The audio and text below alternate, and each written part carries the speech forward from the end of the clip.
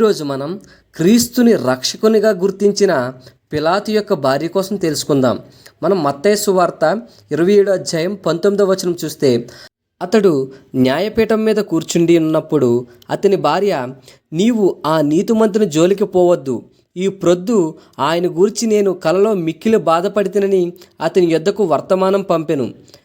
మనం పిలాతు కోసం చూస్తే రోమా సామ్రాజ్యం నియమించిన యూదయ గవర్నర్. ఇతడు పొంతి కుటుంబీకుడు. ఇతడు గవర్నర్గా నియమించకముందు సైన్యాధికారిగా పనిచేసేవాడు. ఇతడు కైసరయలో కాపురం ఉండెను.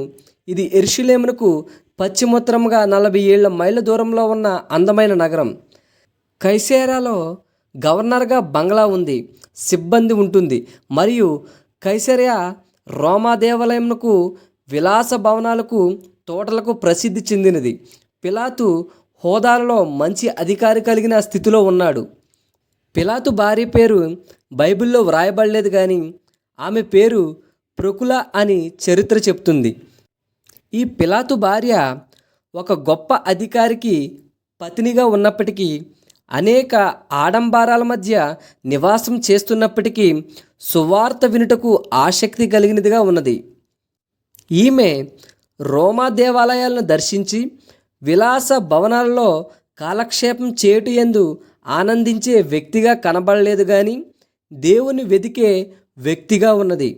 ఆమె యేసుక్రీస్తుని గురించి విన్నప్పుడు ఆయన బోధ వినే గుంపులో ఉండేదని చరిత్ర చెప్పుచున్నది. యేసుక్రీస్తు బోధ వినిన ఈమె క్రీస్తుని నీతిమంతునిగాను రక్షకునిగాను గుర్తించినది. గనుకనే తీర్పు తీర్చబడుటకు యేసుక్రీస్తు పిలాతు ముందున్నాడని ఎరిగినప్పుడు, నీవు ఆ నీతిమంతుని జోలికి పోవద్దు, ఈ ప్రొద్దు ఆయన గురించి నేను కలలో మిక్కిలి బాధపడితినని అతని యొద్దకు వర్తమానం పంపెను. ఆమె క్రీస్తును రక్షకుడుగా, నీతిమంతుడుగా గుర్తించడే కాక, న్యాయపీఠం మీద కూర్చున్న తన భర్తకు ఈ సంగతి తెలియజేసే ధైర్యశాలిగా ఉన్నది. ఈనాడు అనేక మంది స్త్రీలు తమ భర్తలకు తప్పైన సలహాలిచ్చి దిగజార్చువారుగా ఉన్నారు. అయితే ఈ పిలాతు భార్య తన భర్త భయంకరమైన శిక్షకు గురి కాకుండానట్లు యేసుక్రీస్తు జోలికి పోవద్దని హెచ్చరించెను. పిలాతు భార్య లేఖనములో ఎరిగినది గనుక సర్వలోక పాప పరిహారమునకై క్రీస్తు శిలువకు అప్పగించవలసిన వచ్చినని, నీతిమంతుడను పరిశుద్ధుడనైన యేసుప్రభును అకారణముగా యోధా ప్రజలు హింసించినట్లు తన భర్త అయిన పిలాతు తీర్పు బట్టియే జరుగునని, తద్వారా తన కుటుంబమునకు శాపం కలుగునని కల ద్వారా తెలుసుకున్న పిలాతు భార్య కలవరపడి ఆ నీతిమంతుని జోలికి పోవద్దు పిలాతుకు కబురు పంపెను. పిలాతు భార్య ఉత్తమురాలు, దైవభీతి కలిగిన స్త్రీగా కనబడుచున్నది.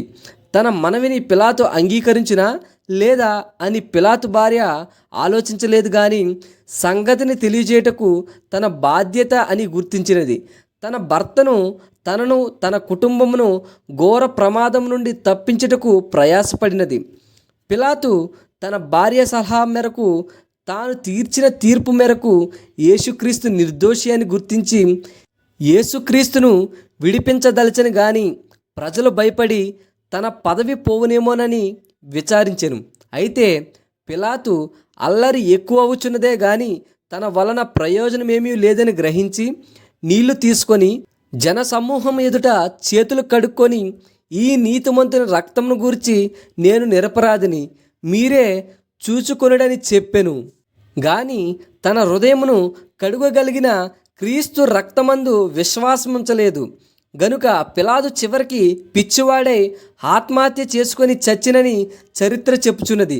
అయితే పిలాతు భార్య ప్రొకుల మంచి క్రైస్తవురాలిగా మారినట్లు చరిత్ర చెప్పుచున్నది.